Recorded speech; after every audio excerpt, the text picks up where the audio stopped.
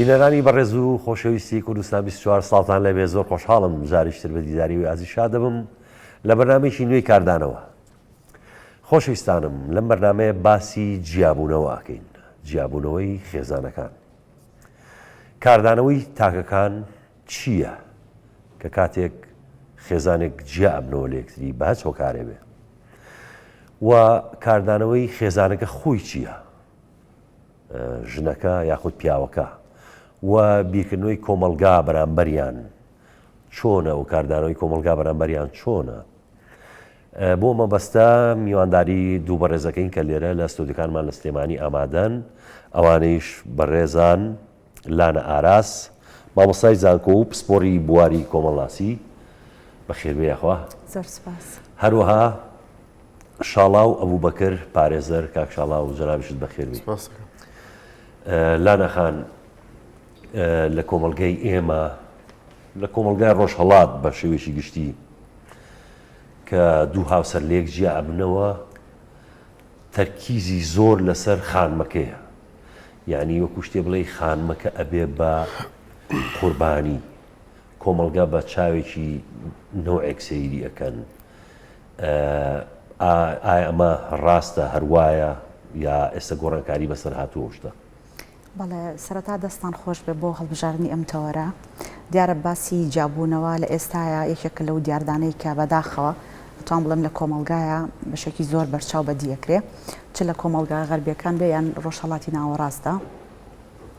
بەو پێی کە جیابوونەوە گەر من بە کورتی ئاماژێکی پێبم،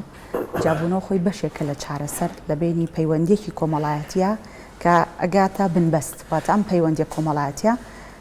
هەموو سنوورەکانی نەگەیشت بێت بنبەست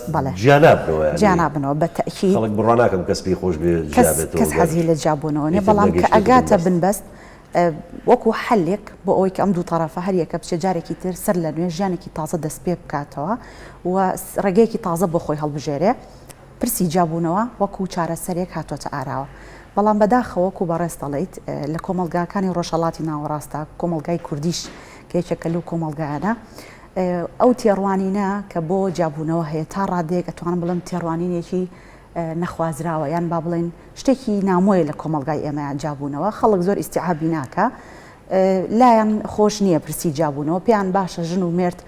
یعنی بە هەر شێوەیەک بێ ئەو عیلاقی ئیدامە پێبن و درێژەی پێبن و بەردەوام بێ. بەڵام وەکو پێشتر ئاماژەم پێکرد بەڕاستی لە هەندێک پەیوەندی خێزانیە کە سێری خێزانەکەکەیت زۆر جار خۆ دەگەیت ئەو قەنەعەتی جیابوونەوە حەلی کۆتاییە بۆ ئەم دوو هاوسەرە، چونکە سیرەکەیت یعنی ئەو هێڵانەی کە هاوبەشە لە بینیانە بۆ گونجاندن زۆر زۆر کەمە. باشە بەڕای تۆ ئێتر چییە وا ئەکاکە بڵێ ئەم خێزانە کەوتوتە بنبەست و وا باشترەکە جیابنەوە؟ ئەوەی کە بەڕای من ئەوەیە کە هیچ تەفاهمێک لە بینی ئەو دوو هاوسەریان نەمێنێ و خاڵی هاوبەش لە بینیانانە بێ، چونکە ئێمە ئازانین تاکەکان لە یەکتری جیاوازن. تۆ سێری ئەندامانی خێزانێک بکە، خوشکوبراکان لە یەکتری جیاوازن کە پەروەردەی خێزانێکن و لە دایک و باوکێکن. اینجاوەرە تۆ دوو هاوسەر هەریەکەیان لە بیئەیەکی کۆمەڵاتی جیاواز، لە پەروەردەیەکی جیاواز، لە خێزانێکی جیاواز، زۆر جار کلتورەکانیشمان جیاوازنی، هەریەکەی لە شارێکە هاوسەرگیری ئەەکەن. بەڵام دوجار کە سیرەکەیت لەم دوو تەرەفە خاڵی هاوبەش زۆر کەمە، گونجاندن زۆر کەمە، لێک تێگەیشتن زۆر کەمە و لەسەر و هەمووشیانەوە کەسیان ئامادەنین قوربانی بن، یعنی بە کوردەکەی قبوڵی ناکەن. هەر یەکاڵە من شخصیت و کەسایەتی خۆم و بیرکردنەوەی خۆم هەیە، ئەوی تریش بە هەمان شێوە، یعنی ئەگەن ئەو مەرحەلەیەکی تەنازول بۆ یەکتری ناکەن. بەڵێ ئەگەن ئەو ڕادەی کە کەسیان ئامادەنین قوربانی بن یان تەنازول بکەن. ئەستەن لە پەیوەندی هاوسەرگیریات توام شتێک هەیە باسی بکەم، هیچ کاتێک یعنی سازشکردنی یەکێ لە لایەنەکان بۆ ئەوی تر تەنازول نییە، چونکە تۆ ئەمە عەقدێکی ئیجتیماعیە لە بینی دوو تەرەفە.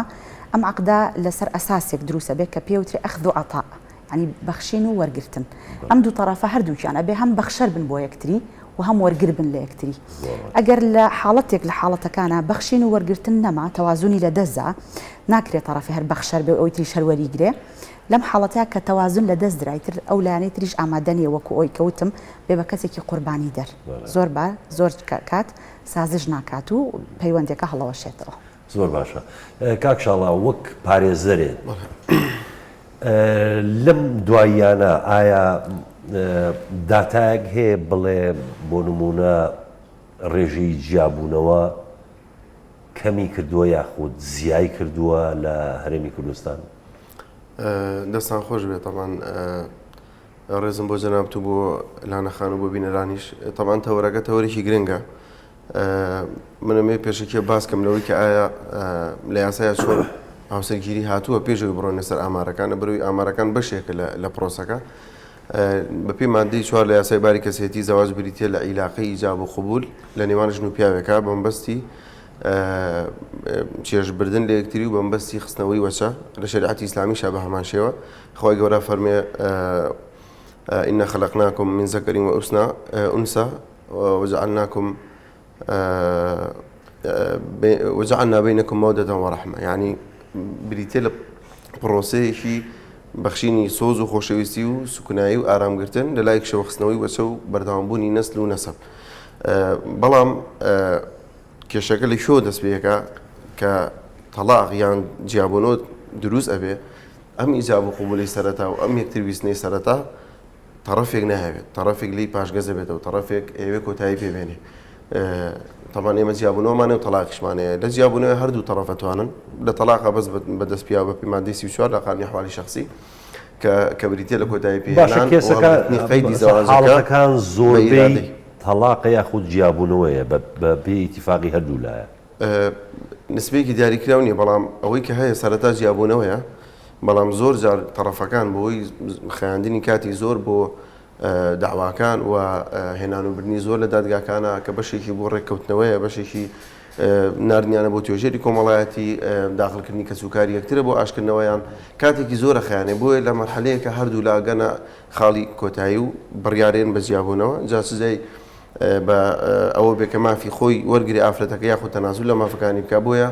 ئەبینین لە کۆتایی یا زۆربیانە بن بە تەلاق، بەڵام سەرەتا بەشێکی زۆریان جیابوونەوە دەست پێەکەن، بەڵام وەکو ئاماژەم پێکرد کاتێکی زۆری ئەوێ بۆیە ئەیکەن بە تەلاق. بەڵام حاڵەتیشمان هەیە کە پیاوەکە بەبێ گەڕانەوە بۆ ئافرەتەکە کە ئەم حاڵەتە کاریگەریەکی نەرێنی زۆر خراپ لەسەر ئافرەت دروستەکە کە ئەوەیە بەبێ گەڕانەوە بۆ ئافرەتەکە و کەسوکاری بە غیابی خۆی چونکە بەپێی شەرع و قانون ئەتوانێت هەستی بە تەلاقدانی خێزانی خۆی بە ئامادەبوونی دوو شاهید لە لای پارێزەرێک ئەم تەلاقە ئەکات و ناگەڕێتەوە بۆ خێزانی خۆی و بۆ موافقی ئەو. بۆیە ئەبینی ئەم حاڵەتەیان زۆرترین کاریگەریەکەوە سەرەتا شۆکێکی گەوراکە لە زۆربەی کاردانەوەی حاڵەتەکانی یەکەمی پێشتر ئافرەتەکە بڵین ئاگای لێ نییە، بۆ منە ناخۆشیەکە بووە، بۆ منە ساردیەکە بووە، بۆ منە تۆرانێکە بۆ، بەڵام ئەبینێ لە پڕ لە دەرگای ماڵیانە درێ و مبلغێکی محکمەیەت ئاگاداریکی پێ فلان ڕۆشتووە ئەمانی دادگایی بەکە تەلاق دراوی تەمایە بێن بە شوێن ڕەنگە بەڵام تەلاق بەڵێ ئەبینێ کە ئەمەیان تووشی شۆکێکەوە یعنی کاریگەریەکەی زۆر قورسرە لە کاریگەری تەلاقێکی شوێنەیی و جیابوونەوەیەکی شوێنەیی. باشە داتایەک هەیە بڵێین مەسەلەی جیابوونەوە و تەلاق زۆر بوون یاخود کەم بوون؟ بەڵێ ساڵانە ئێمە داتامان هەیە کە ئەنجومەنی دادوەری هەرێمی کوردستان بڵاوێکاتەوە دادگاکانیش خۆیان بڵاوێکەنەوە ساڵانە ڕێژەی جیابوونەوەکان زیاد ئەکا، بەڵام ینی جێ خۆشحاڵیە کە ڕێژەکە نەگەشتوتە ئاسی زەواج، یعنی بۆ منە هەتا ئێستا 3-4 زەواج زیاترە لە جیابوونەوەکە، ئەمە جێ دڵخۆشیە، یعنی ئەبینین ئەمە یعنی ئەوە ستانداردێکە ئەگەر هاوسەرگیری دروستکردن زۆرتر بێت لە جیابوونەوە ئەمە دڵخۆشکە، ئەمە جێ دڵخۆشی لەبەروی ئەم مستەمەعە ئەبینی کە تۆ مستەمەعێکی زیندووە بۆ خەڵک پێکەوە ژیان و هاوسەرگیری مستەمەعاتی ترا هەیە مەسەلەن جیابوونەوە زۆرتر بێت لە هاوسەرگیری. ئێمە ناتوانین نسبەیەکی دیاریکراوەرگرین لەبەرچی لەبەرەوەی ئێمە ئەو قیەم و با بڵێن شەریعەت و قانونانی کە لە وڵاتی ئێمە هەیە لە قانون و لە وڵاتانی تر بە تایبەتی وڵاتانی خەرب جیاوازە، ڕەنگە لەوێ هاوسەرگیری کۆتا مەرحەلەی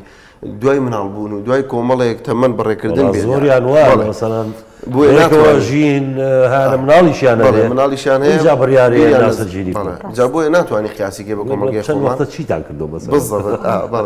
بەڵام لای ئێمە قۆناغی یەکەم ئەگەر باسی ڕسمیات بکە هاوسەرگیریەک هەیە ئەنجا قۆناغەکانی تری حیاتی زەوجی و خستنەوەی مناڵ و بەردەوامی و ئەنجا جیابوونەوە لە کەوتاییە دروزە بێ، بۆیە ناتوانین ئێمە ئەوە قیاسکەین. بەڵام ئەوەی کە هەیە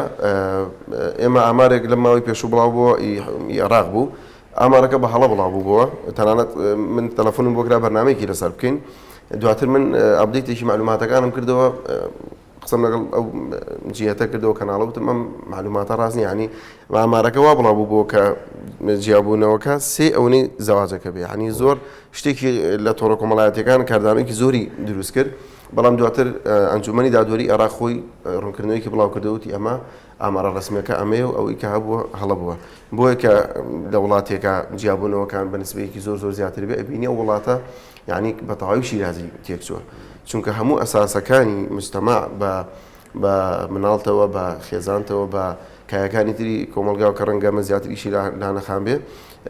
لەسەر ئەو بنەمایە دروست ئەبێت و کێشەکان دواتر هەنی ئەوە بن. زۆر باشە. ئێمە ڕای کۆمەڵێک لە خۆشەویستانمان وەرگرتووە لەسەر ئەو مەسەلەیە، با لەگەڵ ئێوە و لەگەڵ بینەرە خۆشەویستەکانمانە تەماشاکەین و دوای دێنەوە گفتوگۆکەین. فەرموو. کارگرن یا جدابون سر جنوبیرا گلک یا خرابه براستی گلک ناحیه بناحیه سر وان هر دو کسا فید کو جداد بن برجایی که مثلا احتمال توشین ده نخوشی آبن و نخوشی درونی بونمونه خموکی بونمونه بجنه اضطراب التعقل ما بانگلی عربی بجنه یا دوی او کارتی کرناش همیه نخوشتر او سر زاروکت واتی تکرم براستی خاصتا اف زاروکت بچیک بنش عمر 5 سالی کمتر دو بازرگان مانه دو شریک مانه اما عقد کین پیکوا بازرگانین بلا من فیرکم لتودی تو پیکوا نحواینوا لیک جابینوا جنو میرید عینی عقد اگه بمناله خو حلی دانا خو تاوانی طلاق براکم کلتوری لا اما تاوانا حل یانا بێگومان کاریگەریە دەرونیەکانەوەی کە من بیزانم بێمتمانەی دروستەکە بۆ دیسان گرێدانەوەی پرۆسەی هاوسەرگیری. هەموو کەسێکە تەجروبەیەکی فاشلێ بێ لە شتێکە دوایەوە متمانە ناکا بۆ شتە جارێکی تر دووبارەی کاتەوە. ئەگەر بیشی کاتەوە زۆر حەزەرە بێ لەوەیە. بێگومانەکەوێتە سەر جۆری کێشەکە. ئەگەر کێشەیەک بە جیابوونەوە چارەسەر بکرێ باشترین بڕیارە بێت بۆی هەردوو هاوسەرەکە بە ئازادی بژین بەبێ کێشە و بەخۆشی. هەموو جار هەر خیانەت نییە ناخێت، هەر بڵێ هۆکار خیانەتە نا هۆکارەکە خیانەت نییە. هۆکارەکە نەفەری سێمە خوشکیتی داکیتی یان برادێکی ئازیزیتی کارێکی وا دەکات کە ئەو ئافرەتە جیا بێتەوە لە پیاوەکەی. هەندی مرۆڤ شێتن بەخوت مۆلە خودۆ وە ناکەتن بەربەڵاوژی ببیت چونکو هەکوت بێژن مرۆڤی چەند ئەویدی هەنا یار هەنا هەنە یارژیکێتەن کوردیە مەتەلاکۆ کوردیت بێژن vێت مرۆڤ خو دگەڵ زەڵۆمێ خو چۆرە سەر کەت هێش ماستر لێ نەهاتی هەکە نەگەهشت یعنی گەهشتە یعنی حەدەکێ چ ئەویدی بوو نابیتن ئەو بێرێ ینی چش کەسێشمانەوە هێتن بس حل الوحيد توا أبخو بخوتك بجهنو وخزانو خو خراب نكنش بروي عيالي. نزيكي مانجي كوني ومن جابو ما ولا أفرته لا خزانك. أويك زلال من بو من نبو من خزانك شو من نبو بلا من دالا كان زور زلال من بو. بس بيوندي ما تلفونه مانجي سيجار دتوانم ببينم أو سيجارة أو برناكة أو كمل مانجي ببينم لا خۆشی باوک بێبەش بوون یان بێن مەلای خۆم ئەوان لە خۆشی دایکیان بێبەش دەبن. وەڵای ئەگە مناڵیان هەبێەوە زەحمەتە چکە مناڵەکەش باجایە لە چ ڕوویەکەوە بێ پەروەردەی مناڵەکە بێ یان نوقسانیەکی هەرە بێ و مناڵە ئەوە بەشی مناڵ بڕوا ناکە وەکو مەعاژ یا شتێ کێشەی بۆ دروستکە لەبەروی ئەگەر دوکیان مۆزەف بن کێشەی نییە. زیاتر مناڵەکە بینم بە کێشە. أكيد شارع سرينينه بالعكس قالك جرى بتخرابي بس بيت هند جرى عمل زانن أو تشتكي أودية بس هكر عامة أنا بحس بكن خير چونكي كارتي كرنت وي خراب ترن براستيل سر كتب بيجي مفايد وي. خودت شارع سرينية بردان بو جنوميرا تراستيت بيت يعني أولا أكي زاروك نبن بيت شارع سيهابيت يعني تيك نجهن يعني الأولي دەست پێکات بەس ئەکی زۆرک هەبن ئەف زۆرکەت بنە ضەحیە. لانەخان دەڵێن ئەمە حەڵاڵێکی خوایە خوای گەورە دایناوە ئاساییە ئێمە دوو شەریکین لە شەراکەتەکەمانە ڕێک نەکەوتوین جیابینەوە ئەم شەراکەتە هەڵەوەشەینەوە بەڵام زەرەرمەندی گەورە لێرە مناڵە بێ یعنی هەیە زۆر کەس هەیە لەبەر مناڵەکانی مثلا هەردان بەخۆیان ئەگرێ ئەمە ڕاستە یعنی ئەکرێ ئینسان تەسحیە بەخۆی با لەبەر خاتری مناڵەکانیە ئەگەر لەگەڵ هاوسەرگەشیان نەگونجێ؟ دەستخۆش طبعاان وەکو بەڕێزت ئاماژت پێکرد طبعاان لە پرۆسی هاوسەرگیری سەرەتا ژنومێرت با بڵێن ئەچنە پرۆسەکەەوە دوجار ئەبن بە خێزان ئەو کاتی کە مناڵێتە ناوەوە بۆیە کاتێک کە جیابوونەوە کە ڕوئەیات چ ژن چ پیا و چ مناڵەکەش پشتیان بەرەکەوێ لەوەی کە تا چەند زەرمەند دەبن. اینجا ئەم شتانە توانین بڵێن لە خێزانێ بۆ خێزانێکی تر لە کەیسێک بۆ کەیسێکی تر نیسبیە، یعنی ناکرێت بە مطلقی قسە لەسەر هەموو خێزانێ بکەین. ڕەنگە لە خێزانێکە زەرەڕۆمەندی یەکەم دایکەکە بێ بە پێچەوانەوە، لە خێزانێکی ترا باوکەکە بێ، لە خێزانێکی ترا مناڵەکان بن. بۆ لەبەرەوەی کە زۆر جار خێزانەکان کە سێرەکەین ژنەکە لە ماڵە وەزیفەیەکی هەیە، ئەفو لە دەرەوە وەزیفەیەکی هەیە، ئەکرێت تا ڕادێک اقتصادیەن سربەخۆ بێت، یعنی پشتی بەخۆی بەست بێت لە ڕووی داراییەوە. بۆیە کاتێک کە جیابێتەوە زۆر زۆر بارگرانی و قورسایی ڕوبەڕووی نابێتەوە. بەڵام ئەگەر ژنێک خێزان بێ و لە ماڵەوە، یعنی تەنها دایکێکی بە خێوکەری مناڵەکان بێ، ژنی ماڵەوە بێ، هیچ جۆرە وەزیفەیەکی نەبێ. کێشەی گەورە ئەوەیە ئەگەر خانمێک هیچ دەخلێکی نەبێ، بەڵێ، یعنی پیاوەکەی بڵین بەخێوی بێ، بەخێوکاری بێ، ئەو کاتە لەوانەیە لە زۆر شت چاو بپۆشێ لەبەرەوەی کە قوربانی ئەیات لەبەرەوەی کە پەیوەندیەکە بەردەوامی جیابێتەوە نەتوانێت. بزەبت قسەکەم ئەوەیە کە ئەڵێم بۆ یەڵم لە خێزانێک بۆ خێزانێک جیاوازە، چونکە ئەڵێم ئەگەر خێزانێک ژنەکە لە ماڵەوە بێ وەزیفەی نەبێ، زیاتر زەرەڕۆمەندە لە ژنێک کە خۆی وەزیفەی هەیە. ئەمە حاڵەتێکی تر ئەکرێت زۆر جار پیاوەکان زەرەڕۆمەند بن زیاتر لە خێزانەکانیان، بۆ چونکە وەکو وتم زۆر جار خێزانەکە ژنەکە لەنگەرێکی گەورەی پیاوەکەی گرتووە لە ڕووی مادیەوە کە پیاوەکە لی جیابێتەوە، ئەم جارە پیاوەکە بە دەرەجە یەک زەڕبەی بەرەکەوێ، چونکە ڕەنگە مناڵەکان لای باوکەکە بمێنەوە یا بە پێچەوانەوە مناڵەکانە چنە لای دایکەکە لە خۆشەویستی و سۆزی مناڵەکان باوکەکە بێ بەشە بێ. هەمان حاڵەت بۆ مناڵەکانی شەڕاستە، چونکە مناڵ کائینێکی کۆمەڵایەتیە، تۆ ئەبێ پەروەردەیەکی. لانەخان کێشەکە لەوەیە، معنی مناڵەکان ئەمە کێشەیەکی نێوان دوو تەڕەفە، دوو گەورەن بڵێن، دوو گەورە ئەگوێزرێتەوە. بەڵێ بەڵێ، مناڵەکان هیچ دەخلیشیان نییە لە ئیشەکانی مناڵ، گوناحی چییە؟ مناڵەکە باجەکە ئەیا بەڕاستی، چونکە بۆ وەک وتم مناڵ بوونەوەرێکە تۆ ئەبێ وەکو خێزان پەروەردەیکەیت، ئەبێ ئێمە شتێکمان هەیە لە بواری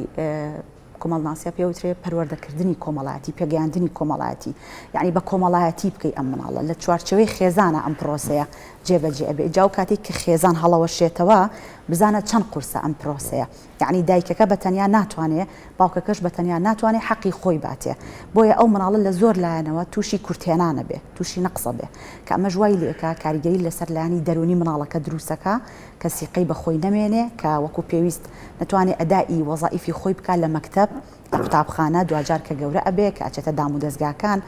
جۆرێک لە کشانەوەی بۆ دروستەکە لە پەیوەندی کۆمەڵایەتیەکان، واتە ناتوانێت تێکەڵاوی هەموو کەس بێت، ناتوانێت ئەو گەشاوەی و ئەو خۆشبەختی. بۆ نمونە دوو هاوسەر لێکتری جیاو بێتنەوە، بەڵام یعنی مناڵەکان ئەگەر چ لای دایکەکە بێ یاخود لای باوکەکە بێ، مناڵەکان توانیوانە سەرکەوتوو بن و کەسی دیاری کۆمەلگا بن، یعنی بە دڵنیایی ئەو حاڵەتانەشمان هەیە، نمونەی زیندوشمان هەیە کە دایکەکە جیابەتەوە لە باوکەکە، یان ئەکرێ باوکەکە نەمابێ بە هەر هۆکارێک گیانی لە دەزابێ، بەڵام دایکەکە توانیوێتی زۆر سەربەرزانە مناڵەکان گۆشت بکە و پێیان گێنێ و بە کەسایەتێکی دیار و سەرکەوتوو لە کۆمەڵگەیە. و بە هەمان شێوەش نمونێکی پێچەوانی ئەوەشمان هەیە کە ئەکرێ دایکەکەی گیانی لە دەزابێ یا بە هەر هۆکارێ نەمابێ یا جیابوو بێتەوە لەگەڵ باوکەکە، بەڵام باوکەکە توانی بێتی زۆر بە سەرکەوتوانە مناڵەکان پەروەردە بکە و پێیان بگێنێ کە ببنە جێگەی شانازی. ئەشکرێ دایک و باوکی هیچ کێشەی نەبێ تا مردنیش لەگەڵ مناڵەکان ئەبێ مناڵەکان مناڵێکی باش نەبن، بە دڵی دایک و باوکەکە نەبن، وەکو پێویست پەروەردە نەکرێن. بەڵێ ئەمەیان ئەگەڕێتەوە سەر ئەو خێزانە تا چەند وەزیفەی خۆی بەدەستێناوە، چونکە وەزیفەی خێزان وەکو بەڕێز کاک شاڵا باسی کرد، وەزیفەی ئینجابە یەکەم جار، دوای ئەوەی کە تۆ تاکەکانی کۆمەلگاوی بەردەوامی هەبێ نەسلی مرۆڤایەتی بمێنێ، دوای ئەوە تۆ دوای وەزیفە بایۆلۆجیەکە کە ئینجابە، ئینجا پەروەردەکردنی ئەم مناڵەیە، خۆی کائینێکی بایۆلۆجیە مرۆڤ کە لە دایکە بێ، تۆ بێ بیکەی بە کائینێکی ئیجتیماعی بیخەیتە کۆمەڵگەوە بە شێوازێک کە بتوانێت بگونجێ لەگەڵ ئەم هەموو جیاوازی کە لەناو کۆمەڵگەیە هەیە. زۆر ڕاستە. کاک شاڵا، و لەو کەیسانەی کە دێتە بەردەمتان تا چەند کەس و کار، یعنی خەس و خەزور و بڵێم دش و ئەم شتانە کە لە کوردەواری خۆمانە زۆر قسە و باسی لەسەرەکەن، تا چەند هۆکارن بۆ گەورەکردنی کێشەکان و دوازار جیابوونەوەی خێزانەکان؟ من ئەگەر بڵێم بەشێکی سەرێکی ڕەنگە من بالاغێتیانە بێ لە بەرچی لە بەرەوەی عادەتەن هەموو کەس و کارێک هەموو عایلەیەک مناڵی خۆی خۆشەوێ کە ئەبینێک کچەکەی لە کێشایە یان کوڕەکەی لە کێشایە ڕاستەوخۆ یان لە قەوسێکا کوێرانە ئەم پشتی مناڵەکەی خۆیەگرێ لە کاتێکە ڕەنگە ئەم پشتگرتنە خۆی دوورخستنەوە بێت لە هاوسەرگیریەکە یعنی زۆر جار ئێمە نەسیحەتی و کەسانە کە هێنە لای ئێمە پێیان ئەڵێن با کەسی سێم تداخل نەکە ئاخر هەنگاو بێکە ئێوە نەتوان خۆتان حەلیکەن ئەنجە هەنگاو بۆ بەرەندەبەرەوەی عادەتەن ئەو کەسی تداخلەکە یعنی کەم کەسی تایە کە وەکو واقع بیر لە شتەکان کاتەوە هەڵەکان دیاری کەیس بینی بۆ نمونە ئەڵێ کاکە من 1000 جار بێوتووە 1000 جار ئەو خۆی کێشەکە لێرە ئەوەیە کە تۆ چم بە باوکی ئەڵێم بە دایکی ئەڵێم بە هەماشێمێنێتەوە خۆی کێشەکە لێرە ئەوەیە کە تۆ لە چوارچێوەی ماڵەکە برتە دەرەوە هەر کەسێ تداخل کات يعني كم كسيتياك بطرفي تعاملك الا طرفي او كسيك يعني بشتي لاني كان قريبويا باشترين شد اويك كتب كزنا لي يعني كشكاني خذ شعر سري كمان كيسم هو جنوبيا وبي خواناتنا توفيسي من داني شنو كان ما جاء بينه وتم بوسي وتانا كاك اما دمك داني شن قفتو لكن بلام ناقون جين يعني تعامل وجيان ماني براسي بوي خو مان هاتوين اخوي قورش يعني بين بيغمر صلى الله عليه وسلم فرمي أبغض الحلال عند الله طلاق يعني بيزراوترين حلال الله يخوي قول الطلاق والله حلال بلا ما لي ما لبري حلال هو بروسيك شلون دس بيك يا ابوك وتعيشي هي خو ما هاتوين خو ما طاوي بو حالتاني كجنابة بيني وتن يعني زور بي لسر شيء جابونه تصور كأمر ناتواني حالتي شي دقيق دياري كي بلام بشي زوري أمرت وراكم لهاتي كان انترنت بشي زوري چونك جنوبیاوی ئەمڕۆ بە تایبەت گەنجەکان ئەوانەی کە تەمەنێکی کەم زەواجیان کردووە لەو حاڵەتە زگوردێتی کە تیای بووە عیلاقاتی جۆرە و جۆری هەبووە زۆر جار شەر نیە عیلاقاتی عشق و دڵداری بوو بێ زۆر جار عیلاقاتی ڕەفاقەت بەم ڕەفاقەتە هێنێتە ناو زەواجەکەەوە لەگەڵ کچاک ساکە کوڕەکە لەگەڵ چەند بۆ نمونە چوونە دەرەوەی هەیە یان بۆ شەواندنە قسە ئەکە ئەمە یعنی هەر بە زگورتێتی لێ ئەخورێ نازانێت کە پرۆسەکە وە تەڕەفی بەرامبەر یعنی نازانێت کە بۆ خۆی چۆتە ناو پرۆسەیەکەوە کە هەم دەرچوونی قورسە هەمیش چۆنەڵی تەعاملکردنی تا قورسە ئەمە ئینگلیزەکان ئەڵێن it's one way ticket یعنی تیکتی یەک سەرەیە گەڕانەوەی بەڵێ یعنی تۆ سیر کە ئەبینی بەم نەفەسە زەواج وەرئەگرێ لە کۆتاییە تەڕەفی بەرامبەر قبوڵی ناکە کێشە دروست دەبێ و جۆری دووەمی ینی زۆربەی کێشەکانی ئەمڕۆ چییە کە ئێمە هەستمان پێ کردووە یعنی پیرۆزنەمانی پرۆسەکە لای خەڵک ینی پرۆسەیە و سەرکیری ئەو پیرۆزیەی مادی مەسەلەن مەسایلی مادی دەورە بینێ لە جیابوونەوە دەورێکی ئەمڕۆ دەورێکی جوزئی هەیە چونکە بەعام بارودۆخی خەڵک بەعام خەڵک ئەژی ئەتیاتی بۆ نمونە يعني حالت هي بولمنا بەڵام نبینی حاڵەتێکی زۆر ڕئیسی بەلایەنە مادیەکە لەبەروی ئێستا بۆ نمونە ئەگەر کچ و کوڕەکە خۆشیان وەزعیان زۆر خراپێ دایک و باوکیان دەستیان هەرپیانەوێ من بۆ خۆم کەیسم لا بووە بۆ باوکی کوڕەکە هاتۆتە لای من توێتی بەس دانیشێت بەس خزمەتی ماڵ و مناڵی خۆی کە من ئەشی ژیانم چیشان پێویست بێ بۆیان ئەەکەم بەڵام کە ئەبینیت کوڕەکە خۆی ئەو ئیرادەیە نییە ئەو ناتوانێت شانی ئەو مەسئولیەتە هەڵناگرێ ئەو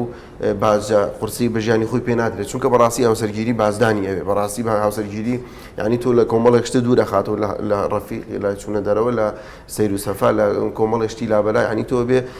وات لێ دێتن لە ماڵێک ئابیتە گەورەی ماڵێک دائانیشیت خەڵک سەردانتەکە خەڵک هاتوچۆەکەی پەیوەندی باشەیەوەنیە گەنجەکان بۆ نمونە ئێشتا کاتیان هەیە بۆ چوونە دەرەوە بۆ سەیران و سەفرە و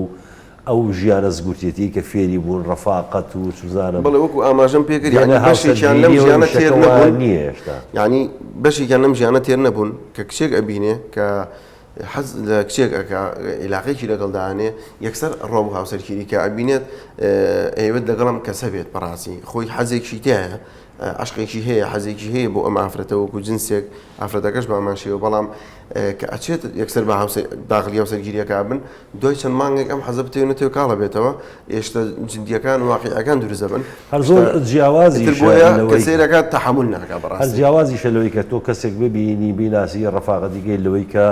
هاوسەرگیری بکەیت و لە ژێر سەقفەکە بژیت و بێکەوە بژین زۆری خۆی لە یەکتر ناسینەکە تۆ بەشتە جوانەکان ئەبینی بەڵام کە یتە ناو ژێر سەقفێک وەکو جەنابتەیڵی ئیتر شتە جوانەکان ئەبن بە بەشێک تر شتەکانی تر دروست دەبێت مشکیلەکان دروست دەبێت ئەوە کاک تەڵعەت تاهیر قسەیەکی جوانی هەیە ئەڵێ عاشق كأبي بها وسجيري يتربيت ببيازو تماتا كرين وكومالك شد يعني هستكي أو هني نامن فعلا مواقع الراس أبوي عندك شيء ضلن هاوسرجيري غورستاني عشق ودلداري بلين بلا نازم تاسن الراستا بياو لخويز دلا لا نخان هسناكي أويك كاكشالاوش باسي كرت يكم جار ل كيكتري أناسن دوكاس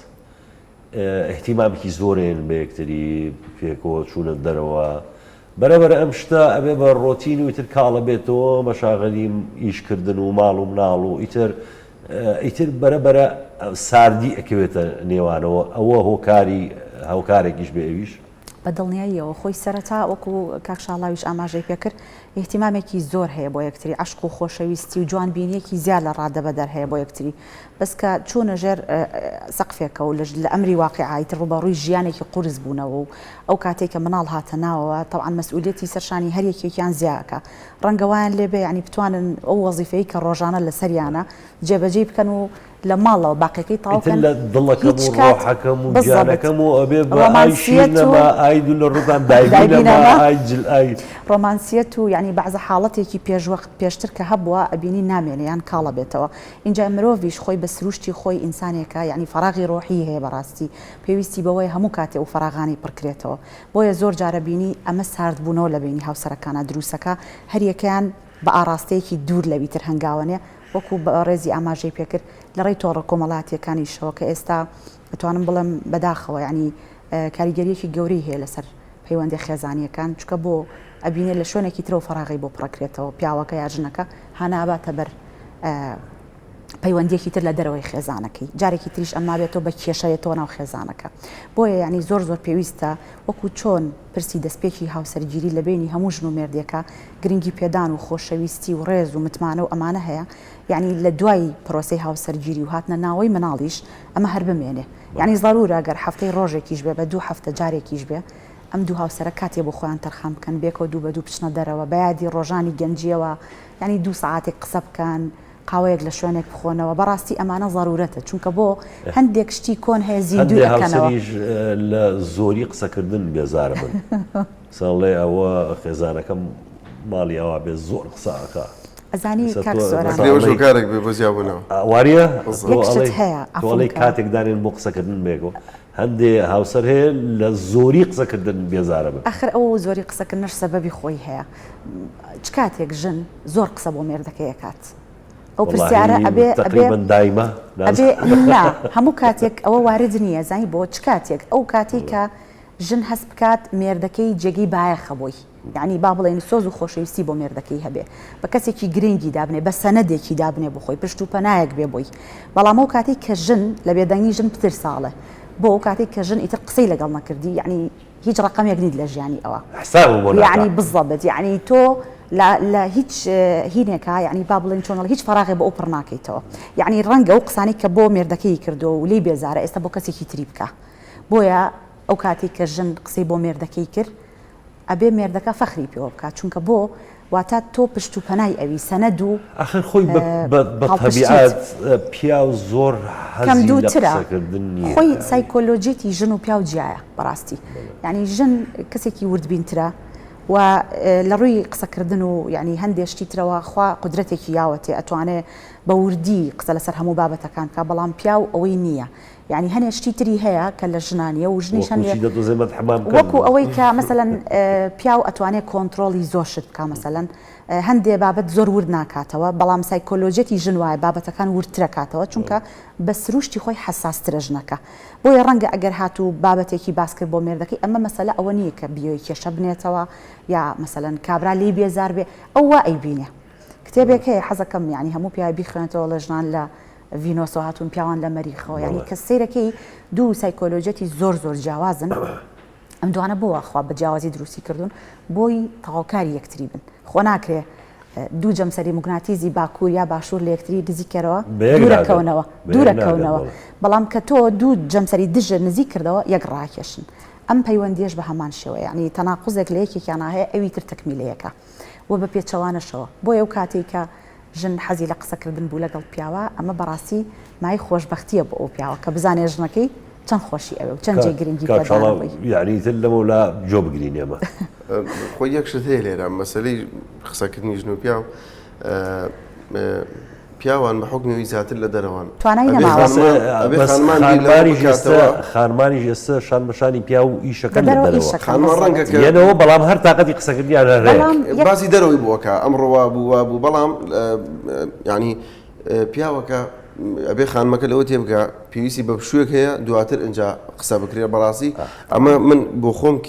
چەندین کەیسیوان بینیوەکە کێشەکان چی بووە نەزانینی کاتی قسەکردن یعنی پیاو بە تۆزە ئیسراحەتێ بکات بزانێ بخوا بزڵکە پیا برسیە بێ چۆنێتی مۆزوعەکەش کاک سۆران زۆر دەوری بینی ئێستا بۆ منە تۆ باسی چی ئەەکەی بۆن مەگەر وەکولانە خەمتی تۆچی تەقاوەخانێک و دانیشی عادەتەن بەهادی قساکەی وانی لاوان لە ڕۆژێکی بشوا بیت بەڵام تۆ کە ئەو پیاوێتەوە بە هیچ یەکسرێتەوە بۆ ماڵەوە ژنەکە دەزگا بە قسە یەکسەر ڕۆتینەکانی ڕۆژانە باسەکە ڕۆتینی ڕۆژانەش عادەتەن خۆی خەڵک هیلاکەکە تۆ هیلاکەکە بۆیە ناکرێ ئەو نە فۆکەس خۆینە سەر ڕۆتینەکان یعنی ئێمە زۆر جار ئەڵێن کێشەکان بچووکەنەوە من جارێک پەیوەندیەکەم بۆ هات خانمێک بوتی کاک شاڵاو زۆر زەڕورمە بێ قسە بکەین جا من عادەتەن وتمە بێ بیتە ئۆفیس و شوێنی ڕسمی ئەوانە وتی زۆر زەڕۆری میتر وتم ببورە مەجانیە دواتر تەلەفۆنی کردەوە کە تەلەفۆنی کردەوە دیار بووە گریاوەمانە وتم ئینسانیم با بزانم چی ئەوێ وتی مێردەکەم تەلەفۆنی بۆ من کردووە کە تەلەفۆنەکەی داخستۆتەوانێ بیری چۆ دایخاتەوە لە سیارەکە لەگەڵ ئافرەتێکی ترا بۆ دیارە گوڵی بۆ کڕی ئەمانە ئیتر منیش ئەمتوانی بۆ مشتاقی زۆر لێ گەورەکەم لەو دەقەیە بەڵام وتم خوشکەکەم قەیچێکە کە هاتۆ دانیشن تەنانەت دوای لای مناڵەکانیش باسی مەکە کە چوونە ژووری نووسن شەو بە ئیسراحەت دانیشە بەشینەی تێکێنە بڵێ مێردەکەم من تۆم خۆشەوێ یەک دوو سێم خاڵانە لە بینمانە هەیە مناڵ لە بینمانە هەیە بەڵام ئەم ڕۆشتێکی وا بووە با چارەسەریکەین بابزانم گوێم لێ ببزانم چییە بڕۆ بکە چیم پێوتە بوو جێبەجێ کردبوو یعنی ئەمتوانی یەکسەر پێ بڵم بڕۆ بۆ بنکێکی پۆلیس کات کە بەس ئەمەم نەکرد ویستم شتەکان لێ ئەهەوەن کەمەوە بۆ تەلەفۆنی دانەخست بوو دیارە ئیتر شانسی خۆی وتی گوێم لە هەموو قسەکانیان بۆ نزیکی 45 دقیقە قسە کرابوو لەو بینای قسەی چیان کردەوە گوڵی بۆ کڕیەوە ئەمانە ئێوە الحاصل بۆ بەیانی تەلەفۆنی بۆ کردەوە بڕۆ بکە کاک سۆران چۆنێکی ڕۆ وتی ینی زۆر ینی بەتەعەجوبەوە وتی کاک شاڵە تەسەور ناکەم ئەم مشکلێت چۆن بە ئاسانی حلمان کردم شە وتم چۆن وتی کە بۆم باس کردووە یعنی هەرەوە بۆ نەکەوێ بەسەر دەست و پێماوتێتی مەمنونم مادەم تۆ ئاوا بە عەقڵی دانیشتووی لەگەڵما وعدی پیاو بێ من ئەو ئافرەتە بەتەمام بووم بیهێنم یعنی پرسیش بەخۆ بکەم بەڵام وعد ئەوە وازم لێنا لەبەر ئەم مخیفە جوانێتەوە لەبەر ئەم چۆنەڵی ئەم کێشەیە کە گەورە و نەکرد کەسی لێ تێنەگەیانم حیاو نەبردم بۆن من نەزانیمە غەڵەتێکم کردو دووبارەی ناکەمەوە یعنی ببینە کاک سۆران تۆ ئەتوانی بە موقیفێک ئەو کەسە دان بە هەڵی خۆیان بنێت بە کێشەکە گەورەیە خۆی بەڵام بچووک بێتوانێ سپاس بخوا هەتا سەر ئەو ئافرەتە ئەو خانمە تەلەفۆنی نەکردەوە بڵێ وەڵام من ئەم کێشەیەم ئەمە خێرت بنووسێ جا بۆیە بەشێکی ئیشە ئینسانیەکان بە تایبەتی ئیشی پارێزەر ئیشی توێژەری کۆمەڵایەتی ئیشی دکتۆری دەرونی ڕەنگە بچووکردنەوەی کێشەکان بێ ڕەنگە هەنێک کەس بڵێ ئیشی پارێزەرەوەی کێشە گەورەکە بەڵام بڕۆکە کاک سۆران من شخصی خۆم ڕەنگە شایەتی بۆ زۆربەی هاوڕەکانیشم بەم یعنی زۆر جار هەوڵین بەشێک بین لە خێر ڕێکەوتنەوە بێت چ ئەگەر ئێوە لە هەموو کەیسەکانە ئاوا قسەی خێر بکەن ئیشتان نامێنێ و ئاخر خۆی باشیەکەنەوە ئیشی ئێمە خۆ هەر لەسەرەوە کەیسانن ئێمە لە دەیان مەجاری ترە پێشبەرنامەکە قسەمان کرد یعنی ڕسقی پارێزەر لەسەر کۆمەڵێشتی ترەکە شەریکاتە داوامی جیاوازە ئیشی خانوم بەرەو عقاراتە بۆیە من زۆر جار بڕوا بکە ئەو کەیسانی کە وەریەگرم لایەنی ژنومێر هەوڵێم ئەو تەرەفە خێرە بم کە شەرع و قانون لە منی وەکو کەسێ وەکو پارێزەرێک چونکە لە کۆتاییە تۆ مەسیری عایلەیەک یعنی بەدەستەوەیە من کەیسم هەبووە بڕوا بکە یعنی کەیسەکانەوە زۆرن بە چوار مناڵۆجیا بوونەوە لەسەرەوەی کە ئەویست خاوەسەرگیری دووەم کە خێزانی دووەم پێک بێنێ لە کاتی جیابوونەوەکە دووکیان گریان یعنی ئاوا ئەو نێکتی ناخۆشەویست من دوای سێ چوار جار مۆڵەت ئەم گەشتین ئەم مەرحەلەیە ئیتر گەشتە وتیان ئەگەر تۆ ئیشەکەمان بۆ ناکەی ئەچینە لای محامێکی تر ئیتر میژوسمەر ئەها چۆن لە شتەکە لەژێر دەستی خۆما بێت هەوڵ بەم لەگەڵیانە یعنی کە جیابوونەوە ئەو نایان یەکتر خۆشەویست هەردووکیان گریان بەڵام ئاسارەکانی دوای ئەوم هەمووی بینی بە چاوی خۆم یعنی مناڵەکانی چیان لێ ژیانیان چیان لێ هات بۆچی جیابوونەوە خێزانی یەکەمی ئەویست ئەیوت یان منیانەوە ئافرەتە ئەویش ئەیوت من هەردووکتانم خۆشەوێ شەرعیش ڕێی پێیاوم ئێقەی چێکە با من ئەویش بێن و تۆش بێن و چی بوو ئەوەکەم بەزیاو بۆ تۆشیەکەم خێزانی یەکەم یەر قبوڵی نەکرد نەوعی لە غروریەت لە مۆزوعەکە هەبوو ڕەنگە ئافرەتان و خانمان حەقی خۆیان بێکە ئەوە ئەو حەقە بین بەوان وەکو ئافرەتی حەز نەکە هاوبەشێکی بۆ پیابێ لە مەسلەی مێردەکەی بزەواجە بۆیە ئەم کێشەیە کە دوای کاردانەوەکان و دوای شتەکانی حیاتی ئەم ئینسانە بینی وەکو فیلم من لەبەر چاوم بوو کە هەمووش یەک لە دوای ڕوویە مناڵچی بەسەر هاوچی بوو ماڵیان لێ تێکس و دوایی گرتن و سزن و بەزم و ڕزم و کۆمەڵە مەسایلی تێک و دوای جیابوونەوە بۆیە کە ئەبینی کاک سۆران شەر نییە ئەوەی کە جیابێتەوە یعنی لە شەڕ و لە مشکلەیە بێ ئەمڕۆ جاران خەڵک لە شەڕ و مشکلی گەورەیە لە لێیانە لە سەرچاوی بۆ نەخێزانەکەی ئەشکانە جاجیا بووە بەڵام ئەمڕۆ خەڵک جۆرە لە جیابوونەوە دروست بووە بە تەفاهمە بە لێک تێگەشتنە بە عاقلانەیە ینی هەستەکەن کە ئیتر خەریکە شتەکە لە بینیانە لە پرۆسەیەکی ئەتیادی و لە پرۆسەیەکی تەڕازی بینی هەردووکیانەوە بێتە پرۆسەیەکی ئیجباری بووە خۆیان کۆتایی پێێنین و ئەچن بە دوای حیاتی خۆیانە بەڵام هەشمان بووە کە مناڵیان بەڕەڵا کردو بە هەردوولا هیچیان مناڵەکان نویستەوە منەو حاڵەتانە بکو راپۆرتەکە بینیمان زەرمەنەکە مناڵەکان بوون کە کەس دەخۆی نەگرتون ناچار دایک و باوکی هەردوولا یان کە سوکاریان لە خۆیان گرتون کە ئەمە ئەو پەڕی بەڕاستی چۆنەڵی ئەنانیەتی ئەو دوو کەسە دەرەخست تۆ ئەو پەڕی غەدریشە لە مناڵەکان بزەبەوە لانەخان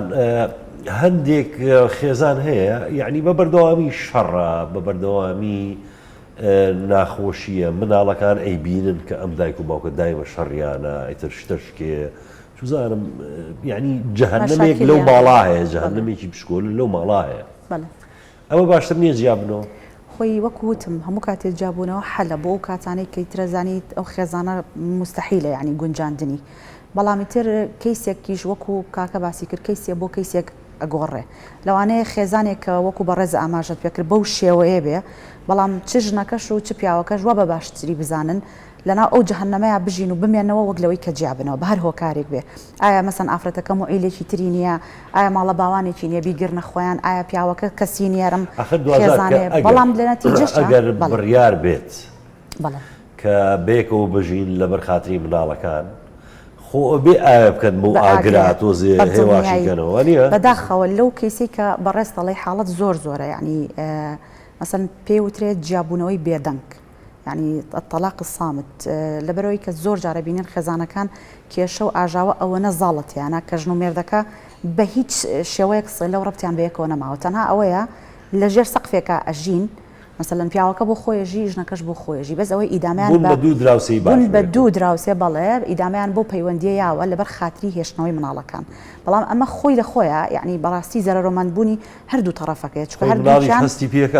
بە دڵنیاییەوە مناڵ زۆر حساسە هەردوو تەرەفەکە چ ژن چ پیا و بە ئاقارێکی نێگەتیڤ ئابات ئەم جابوونەوە بێدەنگە و باجەکەشی مناڵەکانەیەن چکە وەکو کاردانەوەیەک کە بەرنامەکەی بە ڕێزی شبازە کاردانەوەکە هەرێک لەو تەرەفانە هەڵەیە بۆ خۆی بژی باشە لانەکان بەڕای جەنابەت ئەگەر ئەو خێزانانەی بۆ نمونە پیاو لە ژوورەکان نوێ و ژنیش لە ژوورەکە و جیابوونەتەوە بە بێدەنگی وا باشترە کە بە ڕسمی جیابنەوە ئەلانیکەن بۆ خەڵک یاخود ئاوا بێنەوە لە بەرخاتری مناڵەکانی بەڵێ وەکوتم ئەوەیان بەپێی حاڵەتەکە ئەگۆڕێ ئەگەر مەسەن ئەم دایکە بتوانێت مناڵەکان بگرێتە خۆی و وەزیفەیەکی هەبێ خۆی بەڕێکوپێکی بتوانێت ئیعالەی خۆی و مناڵەکانی بەرێ بەڕێەوە هیچ کێشێکی دارایی و سەکەنی و هەندێک شتی تری نەبێ ئەکرێ جابێتەوە بەڵام ئەگەر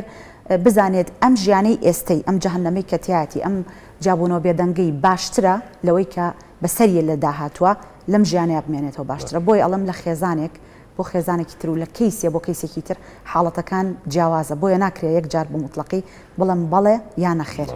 بەڵام ئەوەیە لەم بینەیە یعنی جابوونەوەی هەریەک لە ژن و مێردەکان بە جۆرێک لە جۆرەکان کاردانەوەیەک دروست نەکات ژن لە ڕقی مێرد و مێرد لە ڕقی ژن بە جۆرێک لە جۆرەکان ئەنانیت زاڵ بێ بەسەریا بۆ خودی خۆی بژی و مناڵەکان لەم بینەیە بکەن بە قوربانی چکە دوجار لە نەتیجە و مناڵە بەرهەمی و خێزانێ و بۆ خۆشی و بەڕاستی بۆ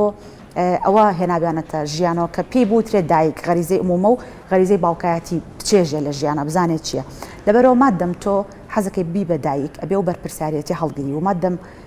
باوکەکەش حەزەکە پێی بڵێن باوک ئەبێ هەتا ئەو دقەی کە لە ژیانە بێ ئەو بەرپرسیارەتی هەڵگری تر چجا ئەگەر خێزانەکە بەردەوام بێ یا پەیوەندێکە بچێتە جابوونەوەشەوە باشە لانەخان جاران زۆر دیار بوو دیاردەی ژن بە ژن مەسەلەن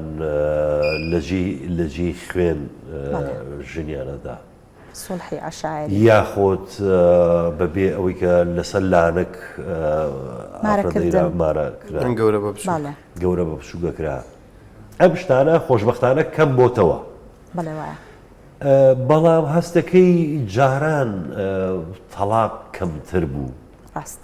ئێستا هەستەکەی تۆزی زیادترە ینی هۆکارەکەی چی بێ؟ هۆکارەکەی ئەوەیە جاران طبعاً کللتوری ئێمە کللتورێکی ئەتوانم بڵم خێڵەکیە زاڵە بەسەر کۆمەڵگای کوردیا بەڵام ئێستا بەهۆی ئیتر بەرەو پێشچوونی ژیان و ئەوەی کە مەسەن گلۆبالیزیشن جیهانگیری هەموو کۆمەلگاکانی با بڵێن تەنیوە ئێمەش تا ڕادێک لەو نەمەتە چوونەتە دەرەوە لەو نەمەتە کللتوریە بۆیە ژن لەم نێوەندەیە تا ڕادێک ئازادیەکی زیاتری بۆ فراهەم بووە ئەتوانێت خۆی قەراری ژیانی خۆی بە خۆی بڵێ بڵێ دانیشم لەگەڵ هاوسەرەکەم بەردەوام ژیانەکەم یان جیا ئەبمەوە باشە جاران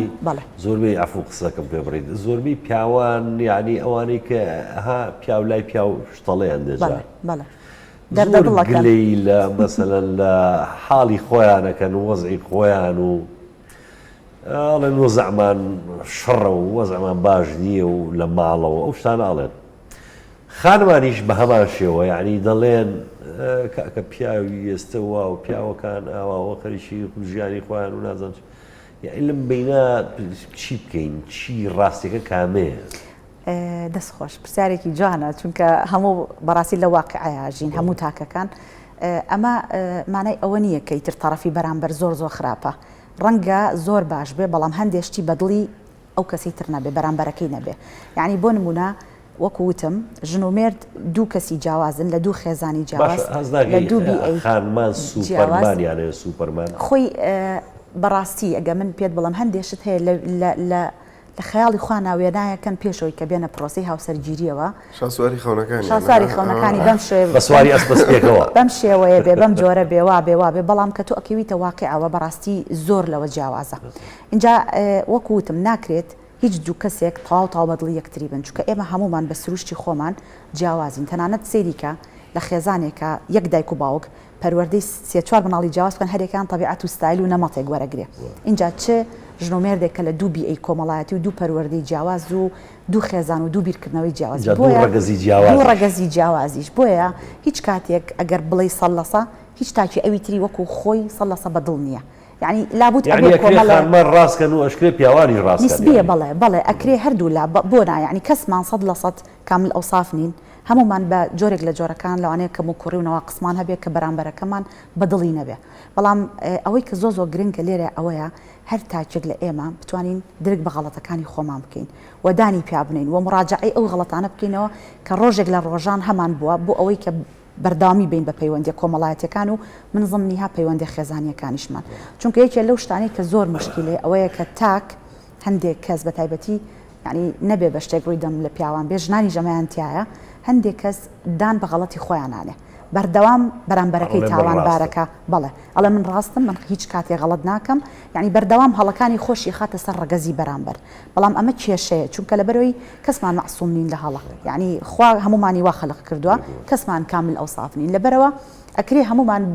بە ڕادەی جیاواز بە ڕێژەی جیاواز کەم و کوڕیمان هەبێت گرنگ ئەوەیە یعنی کە ئەو نەواقس و گرفت و کەم و کوڕی و کێشانەی هەمانە درکمان کە پێکرد چاوپۆشی لێ نەکەین یعنی بە کوردەکەی خۆمانی لێجێل نەکەین مراجعی بکەینەوە بۆ ئەوەی هەوڵ بین نەیهێڵین ڕاستە کاک شاڵاو کەیس هەبووە پیاوەکە بێت بڵێ کاولێکم کاک شاڵاو نەجاتم بە شتیوە هەبووە حاڵەتەکانە ینی ئەوە چۆن ئەو وەکو باسمان کرد ئەو تەلاقی کە بەدەست پیاوە ئەو حاڵەتەیە کە دەڵێ تر هیچ مەجاڵێکی نەماوە ئەبێت تەواوی بکەین یعنی ئیتر کە دانیشی گوێ لێگری بۆ باز ناکە بۆ منە بڕۆ بکە 180 باسی ناکە مشکلەی چییە بەڵام خانمان ئەویان هەیە حەزەکە گوێی بۆ بگری 2 ساعت قسەت بۆکە وردەکاری هەموو کێشەکانت پێ لێ بەڵام پیاو چونکە هەم حەقی تەلاقەکەی بەدەستە هەمیش خۆی ئەزانێت قەرارەکەی یاوە پیاو نەتوانێت لەبەر حاڵەتێک نەتوانێت ئو طلاق بدات يعني وەکوچی بۆ من زانم ترسی هەبێ لە خەزوری خۆی ئەگەر ترسی هەبێ هەر بنەماڵەکەی سوزانم ئەگەر ترسی هەبێ هەر چۆنەڵی هەر باسیشی ناکە نەک بگاتە مەحەڵێ بچێتە لای پارێزەر و ئەوانە بەڵام زۆربەی ئەوانەی کە دێن بۆ منە پیاوێکا دژنەکەی تەلاقا من بڕوا بکەوتم مارێگە چەنە پێینەوتم چونکە عقدی زاواجەکەی نهێنابوو کە دوایی خود مارەیەکەی زۆر بێ نەتوانێت مارەیەکەی کاک سۆران دیقەتەوە ما وتم لەوانەیە مارەی هەر نەبیان 90 مسقال بێ ئەیات و تاوە بڕواکەی دوای تەلاقەکە پێوتم کە تەلاقەکەمان تەواو کرد و داواکەمان کرد عقدی زاواجەکە بووی هێنام داواکە بکەم سێرەکەم مارەیەکەی 1000 لیرەی ڕەشادیە ئێوتم چۆن ئاوە تەلاق داوت وتی بڕوا بکە 2000 بێ من ئەم کرد لەبەرەوەی ئەزانم تەواو یعنی مەجالی تیانەوە بەڵام ئەوەی ئەوان حاڵەتەکە جیاواز بوو لەبەرەوەی کۆمەڵە مەسائلی با بڵێن ناپاکی هاوسەری ئەوانەی تێکەوت بوو بۆیە وتی من هیچم پێ مەڵێ هیچیش تەفاسیل نایم و نابێت باوکیشم بزانێ نابێت کە سوکارم بزانن تەلاقەکە ئەەکەم دوایی بە شوێنەی شتەکانیان تێگەێنم فعلەن دوای شتەکانی جوابوو بەڵام گوێی نایە بۆی مارەیەکی چەند ئەوانە چونکە وتی ئەگەر ئەمەەکەم ئەبێت ئەها وتمان چارەسەر ئەگەر ئەمەەکەم ئەبێ بیکوشم ئەبێ ئەوە بکەم ئەبێ شتی خراپتر بکەم بۆیە وتی لێرە ئەوەکو برینێکی ژێر پەنجە من ئەی بڕم و کۆتایی پێێنم فعلەن ئەوەیە کە لانەخانەڵێ هەندێ لە تەلاقان چارەسەرە ینی بالضبط یعنی تۆ دیقەت بە ئەگەر تەلاق نەبێ خەڵک چی ئەکات یعنی ئەبێ شەو ڕۆژێکتر بخۆی ینی دانیشی لەگەر ڕێزمە شەڕ بکەی مشکلە بکەی بۆ خەڵکمانە بۆ ماڵ و ناڵی خۆی کوشتووە ئەگەرەوە جیا بۆیاتەوە ناگەشتاوە ئێمە ناڵین جیابوونەوە شتێکی باشە بەڵام کاک سۆران یعنی خەڵکی جاران چۆنەڵی لەبەر کە سوکار لەبەر کەلتوری کۆمەڵگا بەڵێ نەی ئەکرد ینی هاوسەر هەیە بڕوا بکە ژن هەبوو بە تەمەەن بووە گەشتۆتە 70 ساڵ ئەجا جیاوتەوە بە ژمارە لامە 63 ساڵ 70 ساڵ ئەجا جیابەوە و توێتی چاوەڕێم کردو تا مناڵەکانم گەورە بن با ئەیبەی کەسم نیەتە سەر ئێستا خۆم وا ئەبینم خۆم خان مەکان بەڵێ ینی قوربانی دەربوون لەبەر ئەوەی کە عفو کۆڵمەدەریش خانمان کۆڵمەدەریش بوو لە 70 ساڵی بەڵام خەمی ئایلەکەی و مناڵەکانی پێشخستە بوو مناڵی خست بۆ سەر ڕێوجێ خۆی تەمەنی خۆی دانابوو بەڵام بەبێ هاوسەر ینی حساب کە بەبێ هاوسەر بەڕاستی ئەی پیا هەیە لە 70 ساڵیە جیابوو بێتەوە پیا زۆرترە بێگومان حەزەکەم باسی یەکشت بکەم عفو پرسیارێکە کرد پێشتر وتە بۆچی لە کۆنا مەسەن ڕێژەی تەلاق کەمتر بوو وەکو کاکە ژووتی لەبەرەوەی کە کللتور زۆر باڵا دەست بووە زاڵ بۆ بەسەرمانە دوایەوە زۆربەی زەواجەکان کە سەیرەکەی ینی زۆربەی ناتوان بڵێن بەشێکی باشی مەسەلەن گەورە بە بچووک بووە بۆ سۆڵحکردنی کێشەیەکی زۆربەیان ژنی ماڵەوە بوون کە وەزیفەیەکیان نەبووە بەڵێ لە ڕووی داراییەوە پشتیان بەخوان نەبەستوە بەپێ یاسەلانەخان ئێمە ینی بۆ ئەو مەفهومە بگە ئەگەر ئافرەت وەزیرەش بێ مدیری دائیرەش بێ نەفەقی لەسەر مێردە بۆیە ئێستا خەڵک زۆر گوێ بۆ لایەنە نایە کە ئیشی نییە و لە ماڵەوە دانیشتەوە ژنی ماڵەوەیە بۆ چونکە ئەزانێت کە هیچ نەبێ نەفەقی تا کاتی جیابوونەوە لەسەر مێردەکەیەتی و دوای جیابوونەوەش مناڵەکان لەسەر مێردەکەیەتی بەڵێ و حجەی حەزانەش بڵین ئوجرەی حەزانەش هەیە کری دایانیش هەیە بۆ ژنەکە کە مناڵەکان بەخێوەکە بۆیە زۆر جار بیر لەو لایەنە ناکەنەوە ئێستا ئەزانن کە بەپێی قانون نەتوان ئەو مافە وەرگرن بۆیە ینی وەکو ئیزافەیەک بۆ قسەکانی دانەخان ئەبینین ئێستا خەڵک کە ئەمەش هەیەکە لەوەکانی زۆر بوونی زیابوونەوە کە بیرێکاتەوە ئەڵێ من کە حکوومەت بۆ نمونە قانون بتوانێت مافی خۆم بۆ لێ وەرگری و هەرچەنە بێ ماوەکی زۆر بەدوایە بێ بەڵام لە نەتیجەیە من دەخلێکی خاصە لەوانی کە مردەکانیان معاشخۆرە ئیتر مانگانە بە مەزبوطی لە معاشەکانە بردری و دۆسەیەکیان بۆ کرێتەوە لە فەرمانگەی جێبەجێکردن و وەکو حسابێکی مانقی وایە ئیتر هەستەکان نەوعی لە نان هەیە لەو لایەنە مادیەکەەوە بۆیە ئەو لایەنی تری کە مەبەستێتی جێبەجێیەکە و جیابێتەوە بەڕاستی قسەکردن لەسەر ئەو بابەتە زۆر هەڵەگرێ بەڵام بەداخەوە کاتی بەناوەکەمان هەرم نەبوو وەکو دواوتەیە کاک شاڵاو تۆ چی بە گەنجەکانمانەڵی کە ئێستا خەریکن هاوسەرگیریەکەن یاخود بیریان کردوەوە هاوسەرگیری بکەن یاخود لە نوێ لە پرۆسەی هاوسەریان چیان پێڵێ ئەو گەنجانی کە بە تایبەتی لە تەمەنێکی سەر و هەژدە ساڵیان خواردتر وانن با ناسینی ئافرەت و هاوسەرگیری دەست پێ نەکا بەڕاستی چونکە ئافرەت پێویستەکە بیناسین جا هاوسەرگیری لەگەڵ بکەی من لەگەڵەوە نیم عیلاقاتی ناشقی بکەی بەڵام کائینی وەکو کائینێکی ڕەگەزێکی بەرامبەر ئافرەت بناسن اینجا هاوسەرگیری بکەن چونکە کە هاوسەرگیریت کرد لێکەوتەکانی باسمان کرد چی لێ بەسەری و ئەگەریش ئەتانەوێت هاوسەرگیری کراوە و کۆتایی هاتووە بە پرۆسەکە و بەڵام کێشە هەیە مشکیلە هەیە با باسکردنی لای خەڵک کۆتا مەرحەلە بێ وەجیابوونەوەش کۆتا مەرحەلە بێ یعنی ناکرێت تۆ لە بیدایەتی مۆزوعەکان و کێشەکانە دەستبەری بۆ تەلاق و جیابوونەوە یاخود لە بەسیتری مشکلەوە تۆ کەسی سێم داخڵکەی زۆر سپاس لانەخان تۆ چی بە کچ و کوڕە گەنجەکانمانەڵێ من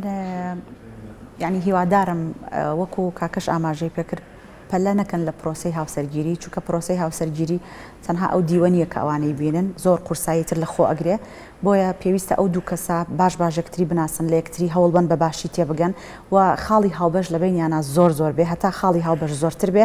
ئەمە دەرفەتێکی باشە بۆ ئەوی کە لە پرۆسی هاوسەرگیریە سەرکەوتوو بن دوجاریش کاتنە پرۆسەکەەوە شتێکێ ناوی نهێنی پارێزیە لە ماڵی خۆتا بەڕاستی ئەو کێشانەی کە ڕوبەڕویانە بێتەوە نەیبەنە دەرەوە هەتا بکرێت خۆیان دانیشتن تەفاهم و لێک تێگەیشتنیان هەبێ لەڕێی ئەوەی کە مەسەلەن هەوڵبن بۆ گۆڕانکاری لە خۆیانە دان بە غەڵەتی خۆیانە بنێن هەموو کاتێک بەردەوام ئامادە بن چاکسازی لە خۆیانە بکەن لە پێناو پەیوەندیەکان کە بەرداوامی پێبن قوربانی بن و طرفی سێم قەت نەهێنە ناوە بۆ ئەوەی کە کێشەکانیان بۆ حل بکات چکە بەڕاستی زۆر جار بەهۆی هێنانە ناوەی طرفی سێمەوە کێشەکان گەورەترە بن و لە دەست دەرەچن حلکردنیان زۆر سەختە بێ و ئەو کاتەش کە ئەزان پەیوەندیەکان ئیتر گەیشتۆتە بنبەست هیچ پێویست بە تونند و تیژی ناکە نە مناڵ بکوژن نە ژن بکوژن نە سوکاتی بەژن بکرێ وەکو حلێکی کۆتا پرۆسەی جابوونەوە بکرێ بە حەلی کۆتا و چ باوکەکە چ دایکەکە مافی تەواوەتی بن بە مناڵەکان ئەگەر هەبوو و هیچ کامیان لە دژی ئەوی تر کاردانەوەیکی نەرێنی نەکا کە دوجار خۆشی و بەرامبەرەکە و مناڵەکەش ببێ بە قوربانی لانەخان کاکشاڵا و زۆر سپاسانەکەم ڕاستی ماندوومانکردن بینەرانی بەڕێز و خۆشەویست زۆر سپاسی ئەوەژەکەین کە هەتا ئێستا لەگەڵمانە بوون هەتا بەرنامەی شتری کاردانەوە هیوادارم تەندروست باش بن و دڵخۆش بن ئینشاءڵڵا دەتان بینینەوە لە بەرنامەیەکی تر کاتیش خۆش و خواتان لەگەڵ